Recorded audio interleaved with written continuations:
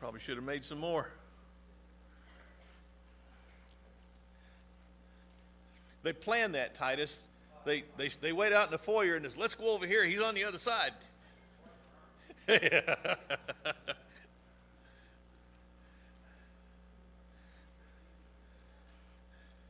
Titus is young. He can handle it.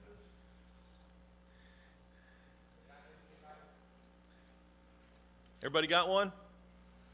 All right. Larry's just now coming in. He might need one. I've got one. Thank you. Appreciate you thinking about me. Oh, I see.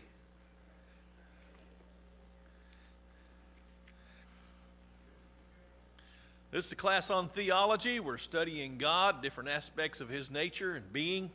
And this morning we're looking at God as the supreme judge of the world. God is the supreme judge of the world, as he is called in the last paragraph of the United States blank of blank. Who knows where that phrase is? It's in the Declaration of Independence.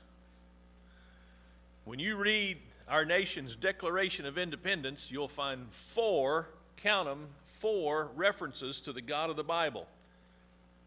That's why when this nation was founded, there was no doubt in the minds of the people that it was a Christian nation. Not a Judeo-Christian nation, but a Christian nation founded by men who were essentially Christians, at least believers in God. And mostly Christians. And Protestant. What's it mean to be Protestant? Anybody? Okay, what were they protesting? That's right. What were they protesting? It wasn't the Church of England yet. They were protesting the Catholic Church. By the way, next year will be the 500th anniversary of the beginning of the Protestant Reformation. It was traditionally, it was Halloween Day that Martin Luther, the original Martin Luther, after which Dr. Martin Luther King is named, the original Martin Luther had 95 theses, 95 ideas or statements that he had studied from the Scriptures. And he took those down to the door of the church at Wittenberg, Germany, and he nailed them to the door, not as a thing of rebellion, but he's saying the door of the church was the typical bulletin board. If you wanted to know what was going on in the community, you go down to the church, you look at what was posted on the door, and that was your bulletin board for the community.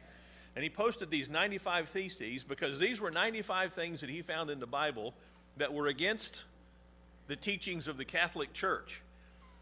And that's when the Reformation, the Reformation, the idea of reforming the Catholic Church got started. When the Catholic Church did not reform, some protested. And in their protesting, they left the Catholic Church and other religious groups began to be established. That's what we're talking about when we're talking about the Protestant Reformation. So a lot of the guys that came over to this country were leaving Europe and had been part of Protestant denominations. Now, PJ mentioned the Anglican Church. Was it the Anglican Church you mentioned? Okay, right. Church of England. Church of England, Anglican Church is the same thing. How did the Catholic Church in England get changed? Anybody remember that piece of history? Henry VIII. Catholicism was throughout England. Henry VIII wanted to marry a woman that the Catholic Church didn't want him to marry, so he said, I'm king, Catholic Church is out, we're changing it to the Church of England. So it was essentially the Catholic Church still, but he just said, we're no longer under the Pope, we are our own thing, we're the Church of England, Anglican, and that's where the Anglican Church came from. When the Anglicans left England and came to America, they said, well, we don't want to be under the English church anymore.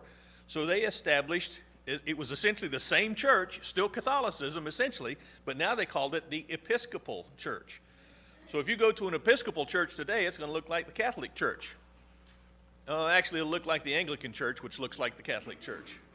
So that's how that worked out. It's an interesting history. But the bottom line is, the guys who established this country were essentially Protestant, and when they wrote down the Declaration of Independence from England, they referenced the God of the Bible 4 times. The last reference is to God as the supreme judge of the world. So that's why in this first line we're looking at the Declaration of Independence, filling in those two blanks.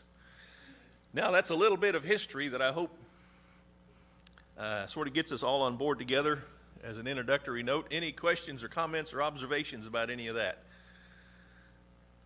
Okay, great. A, under 11.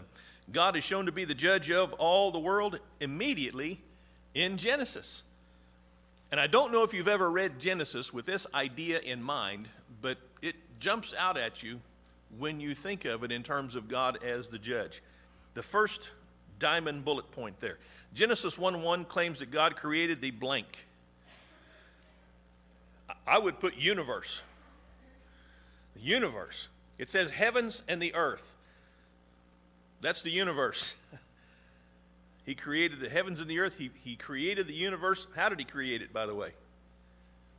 He spoke it into existence. He said, let it be, and it was. As creator, he would have complete sovereignty. Sovereignty is the word I would put in there. Sovereignty. SOVEREIGNTYPQHRWS. Okay, yeah, there you go. Sov-NT. What's that? Yeah, right. Now that's a deduction. If you create something, you're sovereign over that because you created it, and especially would be God. The second bullet point, God judges aspects of the creation to be blank times. Okay, good. He judges aspects of his creation to be good. How many times? Actually, 6 times, and then he finally pronounced the creation to be very good. Now this is kind of a simplistic observation, but what does that tell us? God immediately sets the stage in Genesis by saying, I created all of this, and I'm also the one who pronounced it good. I made the judgment that it was good. And then I made the final judgment that everything was very good. So it's, okay, we're seeing the practical application, the pragmatic circumstance of God being judge and making judgments. God declared one aspect of creation to be blank blank. Not good. Not good. And that was that man was alone. So everything's good 6 times, and then he says everything's very good, and then he backs up and he says, well, now there's one thing that's not good, and that's that man is alone. And if you've ever seen a man left to himself, you understand what I'm talking about. It just has to be over a weekend, especially if you appreciate cleanliness and wash dishes and all that stuff. All right. God delegated blank over the creation to Adam and Eve. And this is from chapter 1, verses 26 through 30. Rule, dominion, authority, any of those words you want to put in. Because God, he made the creation, and then he made man and woman to put them into that creation. And he says, have sovereignty, have dominion, rule over this creation that I have given you.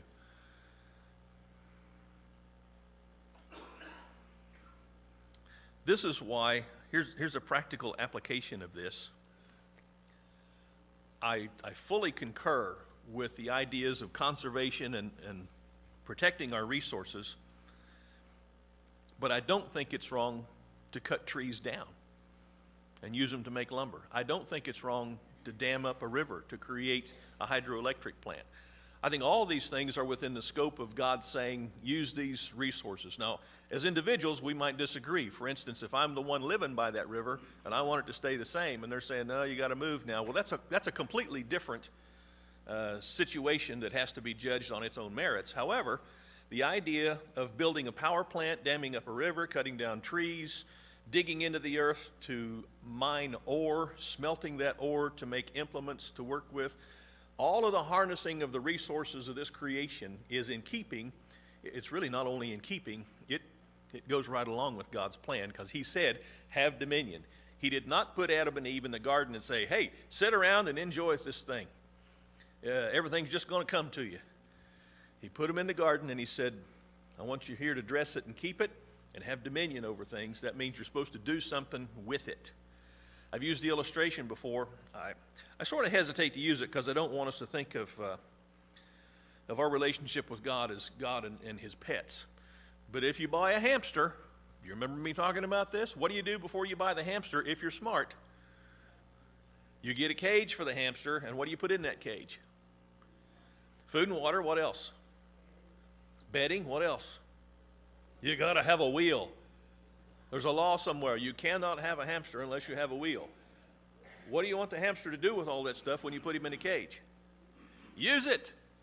Use it. You want him to eat the food, drink the water. You want him to run in that cage until you have to buy another one because the bearings are shot. Of course, hamster wheels don't have bearings. A really good one would. But you see what I'm telling you. God created the universe for our use. When we use it, when we say, you know what, I bet we could make it to the moon if we tried. All right, that's good. Yeah, go to the moon. Just make sure when you get up there, you say like the first American astronaut did, John Glenn, orbiting the earth, that God is great. I don't remember exactly how he said it, but he mentioned God. One of the cosmonauts went up and said, hey, I didn't see God anywhere. Duh. Yeah, I like that. I think he was trying to support a political view when he made that statement more than a theological view, but at any rate, we're supposed to take charge of the creation, and that's what God did. Now, you can't give anybody authority unless you first have authority. God had authority because he spoke everything into existence, and he said to Adam and Eve, here, use this resource. Do something good with it. I probably should have numbered these so they'd be easier to keep track of, but the next one is God not only set the standard. You see that one? God not only set the standard for human blank in Genesis 2:16-17, but was also sovereign over blank and blank. God not only set the standard for human behavior, and I know that's a general deduction, but what do we read? Somebody read for us those two passages, 16 and 17. Who's got it? Genesis 2:16 and 17. All right, PJ. The man saying, from any tree of the garden you may eat freely, but from the tree of the knowledge of good and evil you shall not eat, for in the day that you eat from it you will surely die. All right. What two things is God giving Adam in this statement?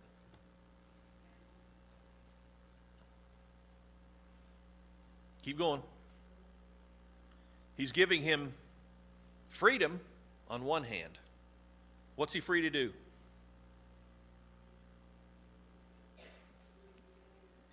Eat this stuff. I made it for you. Eat this stuff. What's the second thing? Limits, boundaries. He gave him his freedom. Here's what you can do. Here's what I want you to do. Here's what I designed you and all this stuff to be done with. But here's where that freedom stops.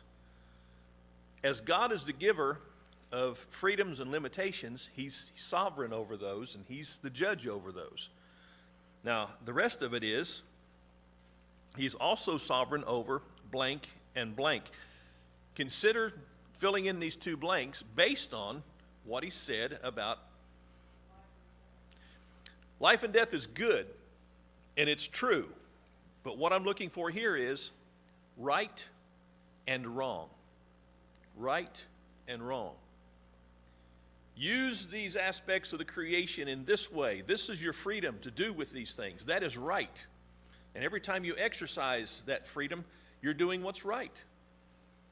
When you go beyond that, when you go past these freedoms, when you bypass the limitation that I've given you, then you're doing wrong. So there is established right here in the second chapter of Genesis this idea of right and wrong, freedoms and limitations. Who sets that standard? It's God. Kim.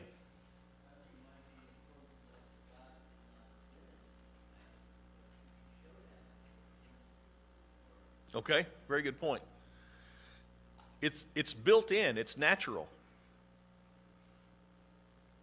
If you tell your child, don't touch the stove because it's hot, are you setting a limit or are you making your child aware?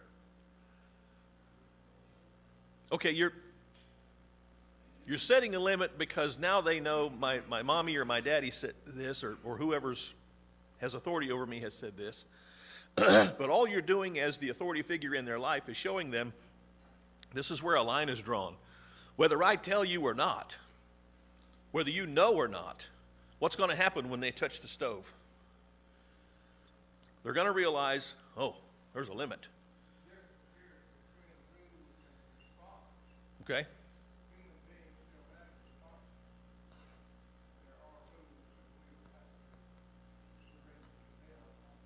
Yes. And the rules are built into the creation.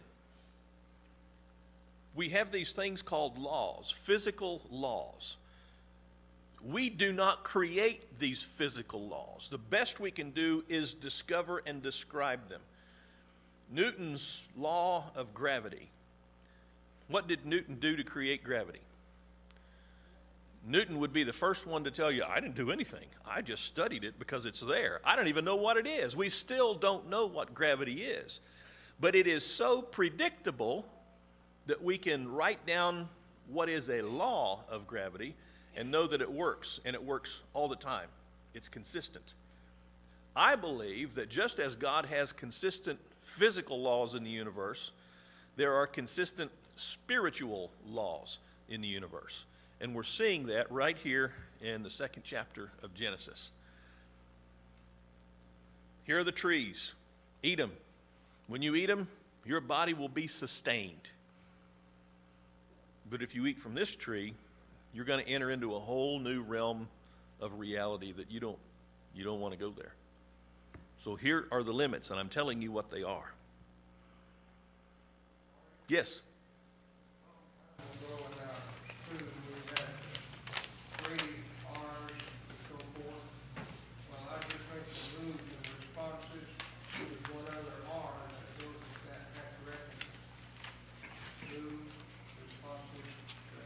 Which falls right in line with what we're looking at. The reckoning comes with the judgment. Now here's another thing to think about. If you want to take a note about this, you can do some study on your own. If God did not exist, if the universe came into being accidentally, and there is no purpose behind it, there is no mind behind it, then there is no such thing as right and wrong, as absolutes.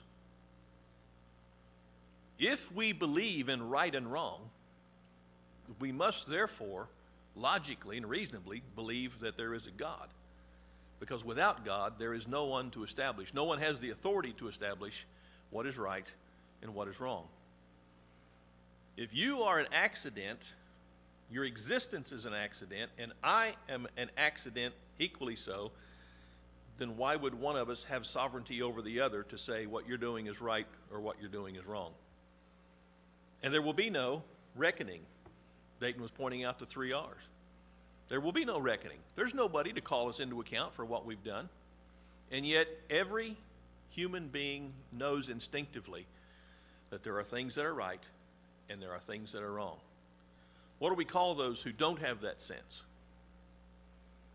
There's a legal term for it. Psychopaths. But that's right.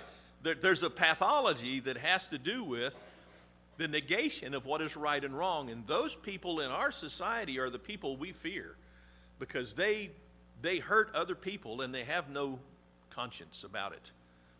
When people have a conscience, when their mind is sympathetic towards the pain of others, then we don't have to be so afraid. But when they get to the point where you're just an accident, you have no value. How could you have value if you're an accident floating around in the universe? You came from nothing. You're going to nothing. Why does the little time you exist here have any value at all? And if I want to manipulate you or even kill you for my good, actually that's a misnomer because there is no good. But for my pleasure, that's what it comes down to. It's all about what pleases me. Then I can do that without any fear of any reckoning because there is no God. Now, I don't care how atheistic anybody claims to be. When you try to think like that, you lose your mind. You just lose your mind. Because we know there's right and wrong. And this is where it begins. All right. Questions, comments, observations about any of that? There was a hand somewhere? Okay. And think like what you were saying. Okay. How we think. They don't think like. In terms of right and wrong? Okay.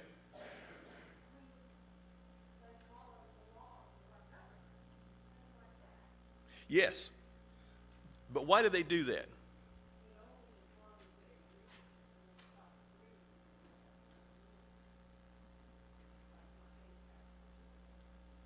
And I would make the same argument. Yes, atheists follow the law. As a matter of fact, there are a lot of atheists that are better citizens legally than people who claim to be Christians. And even some who are better morally than some who claim to be Christians. But what's the rationale behind it? Okay, right. And I don't mean to give the impression that all atheists are immoral, that are just running around doing evil all the time. That's not at all the impression I mean to give. And if I gave that impression, I apologize for that. What I'm saying is there's no rational basis for morality if there is no God. That to me is what it comes down to. Now, somebody who says there is no God might behave morally, but I would ask him why. Why? You're only here for a little while. You better eat, drink, and be merry. And if you need to run over top of somebody to do that, you better do it. Stalin was right. Hitler was right. Genghis Khan was right. All of the Pol Pot, Mao Zedong, all the guys in history who said there is no God and then ran over millions of people to get their will, there's nothing wrong with that. Kim?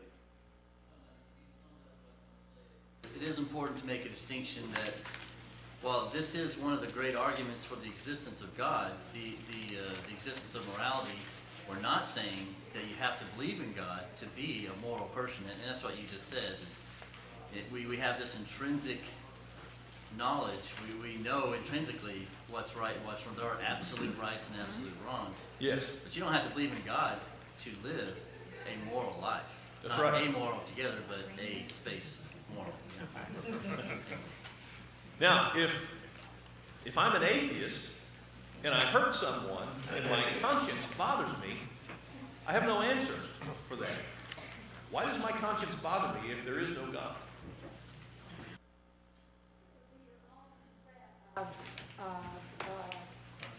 Values that you have established for yourself, probably. I'm sure it is. But I would ask the question again, why have values that value other people when they're just an accident? I mean, if there is no God, then the existence of the best person we know is no more significant than the existence of a rock. There's nothing to base value on if there is no God, because everything and everyone is an accident. And you cannot hold this idea of atheism and morality in the same way. PJ? For a lot of people who don't believe in God, they do what they know is legal out of fear of consequences more than anything else. They just don't want to go to jail or be shunned by their neighbors or whatever. They do that, but I don't know anybody who does that exclusively. There's always going to be an overlap. They're going to do what they believe is legal or right because that's what's enforced on them. But even they will do things that are good. We would say good because of conscience. It's back to that law, the natural law and the spiritual law. The spiritual law says when you do good, how do you feel? You feel good. That's right.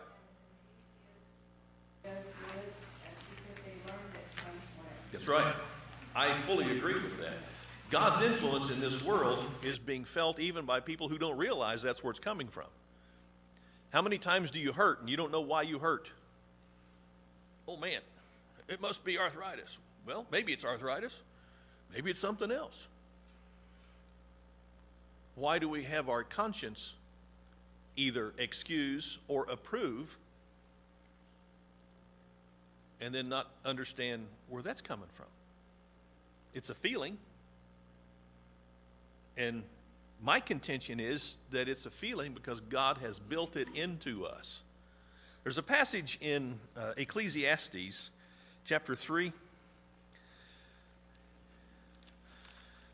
And I don't know everything that should be made of this, but I know what I believe it speaks to. Ecclesiastes chapter 3. Now, in the first part of chapter 3, you see that famous verse about the time. There's a time to do this and a time to do, there's a time for everything under the sun. And in this conversation, I will point out once again that Solomon never gives a time for anything to be done that is in and of itself immoral. He never says there's a time to steal, or there's a time to commit fornication, or there's a time to tell a lie. He never says that. There's a time for everything else. There's even a time for war. Time for what? A time to kill, yes. And the Bible outlines when it is morally obligatory for us to kill. We'll get into that in a little while when we get down to Noah getting off the ark. Did God ever have a moral obligation to kill? He's done it plenty of times. And he's delegated authority to us for the same kind of thing. That's why we read in Romans chapter 13 that governments are the ministers of God and they do not bear the sword in vain. There is sometimes an obligation, but there's never an obligation, there's never a time to do anything immoral. But we get down past that section, and this is what we read in verse 11. He's made everything appropriate in its time. He has also set eternity in their heart, yet so that man will not find out the work which God has done from the beginning even to the end. That statement that God has set eternity in their heart, to me says that everyone knows there's something more than just what we see around us. Eternity is in our heart. We live within time, but we have this sense of there's something more. There's something more. And if we want to say that there is no God, and when you die and go back to nothing, that's something you have to teach yourself or be taught by someone else. You do not come to that conclusion naturally. What does every human culture do by nature? It worships. You cannot find a human culture anywhere, presently or in history, that did not worship what they believed to be a higher being, a higher power. Now, sometimes their worship was really foolish, but they still believed that there was something more to life than just what we see. You don't find any atheistic communities, even in history, that's, there's no God, we're just going to live our lives and everything will be fine. The cultures that have tried to do that have wound up killing millions. Yes? Who consider themselves to be their God. They don't look at the value of life. They don't look at the value of other individuals. And they never consider God because I am my God. That's true. It's interesting, however, that same mindset comes over into religion. Even people who are religious and who believe in God actually make themselves out to be God because they worship according to their own will. What did Cain do? What was the first murder over? Worship. It was over worship. Cain wanted to worship the way he wanted. Now he's saying, okay, God, you're God. I'm going to bring you this gift, but I'm going to do it the way I want to. And Cain's name comes up in the New Testament because that same thing is being practiced. I remember somebody making a statement years ago, and it stuck with me, that if you look at a great deal of people who claim to be atheists and other people who claim to be Christians, you won't see a whole lot of difference in their behavior. Wow, that's quite a statement. Because there are a lot of Christians who live life almost as atheists. Because they don't really practice. Yet they'll make the claim, oh, we're Christians. And yet you won't see a whole lot of difference in their lives. I used to work in a doctor's wicket, and he appeared, I mean, if you didn't know he was wicked, you would think he was Christian, because their belief is to be kind to every living soul, or every living being, everything on the earth, because they basically worship the earth as, Right. yes, I don't know the full story about Wiccan. You would think he was a Christian just by his actions, but when I knew him before in the military, because I've known him 2 different times, he was okay, and he swore he was atheist. He had a bumper sticker that said, "God save me from the fall."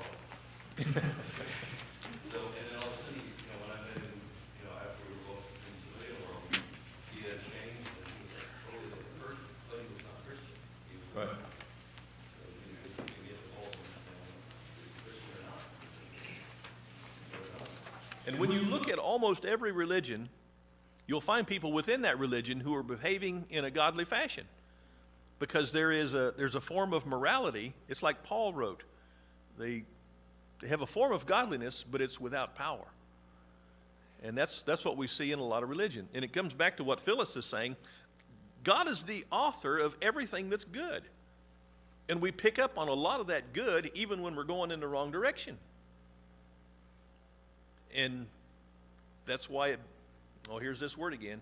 It behooves us.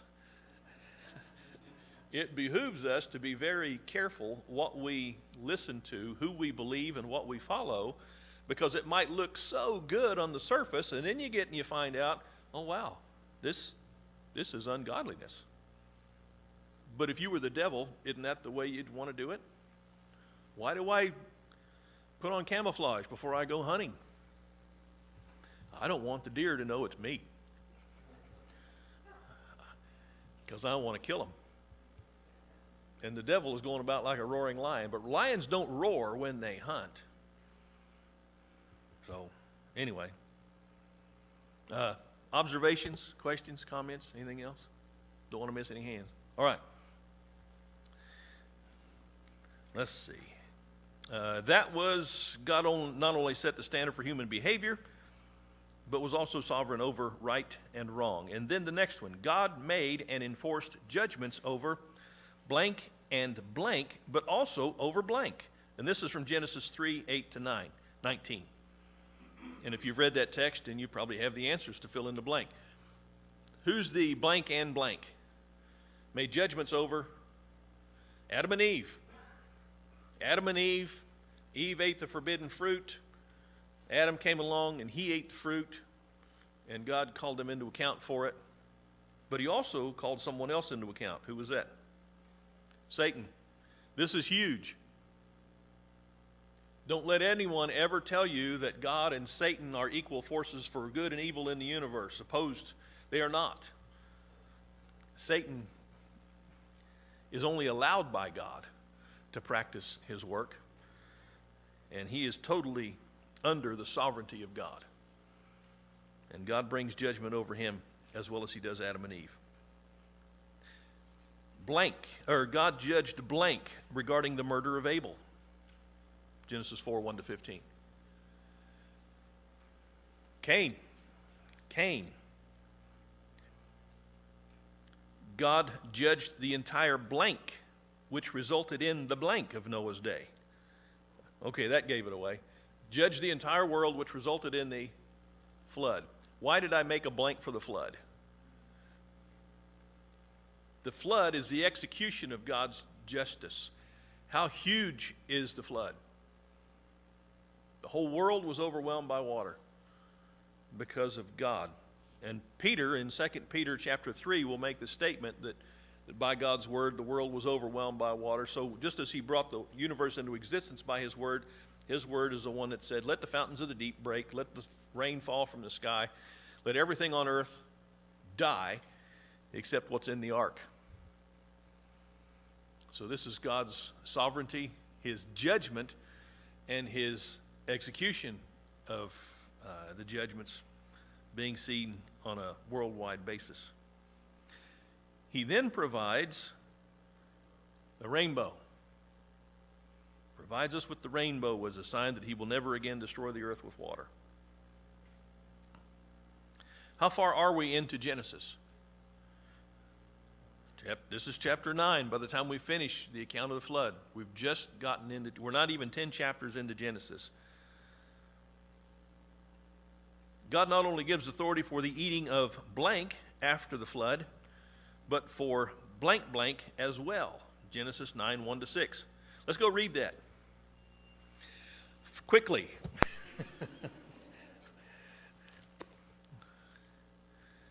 Lord willing, we'll have a new worksheet next Sunday, but we'll probably have to come back and finish a couple on this one. This is another pretty big deal in my estimation. And here we are at chapter 9.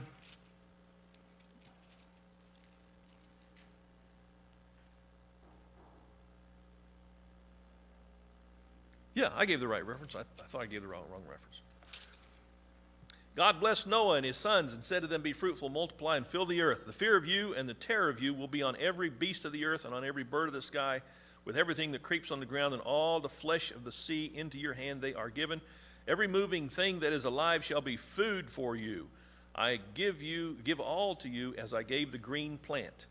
Only you shall not eat flesh with its life, that is, its blood. Surely I will require your lifeblood. From every beast I will require it. From every man's brother I will require the life of man. Whoever sheds man's blood, by man his blood shall be shed, for in the image of God he made man. So what do you put in those blanks? God gives authority for the eating of animals. You can put meat, but meat comes from animals. And this is the big change. Previously, he said every plant, every seed, every herb is yours for food. But he didn't say animals. Now he's saying, I'm authorizing you to eat animals. So when the PETA people accost you, you can tell them, it's in the Bible. I have to. I'm obligated. I've got to have a steak or I'm not a good Christian. But for blank blank as well. Not just the eating of animals, but capital punishment. Capital punishment. Why did God destroy the world? You go back to Genesis 6, he says the wickedness of their heart once, but twice he mentions violence. Violence. So God says when everybody gets off the ark, everything's starting over, God says to Noah and his family, that's all that's there, he says, when somebody commits a murder, I want you to kill that person. Kill the murderer. God doesn't say, I want you to know when somebody commits a murder, I'll kill him. God says, you kill him. He's delegating authority for the taking of human life to Noah and his family, to all of humanity, really, in them, when murder is committed. Now, that's the specific crime mentioned here. Later on in the law, he'll delineate several crimes that will be punishable with capital punishment.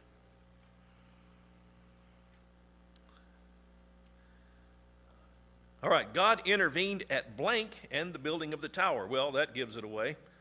Genesis 11, 1-9. He intervened at Babel. God tells Abram that he will judge the blank that will oppress his offspring. And I would put nation in that blank. He'll judge the nation that will oppress his offspring, and also that he will judge the blank when their iniquity is blank. Amorites. Going to judge the Amorites when their iniquity is full. God pronounces judgment over the cities of blank and blank and fully executes his judgment. Sodom and Gomorrah. How about that? We finished it. Woo! Next week, Lord willing, we will look at other aspects of God as judge.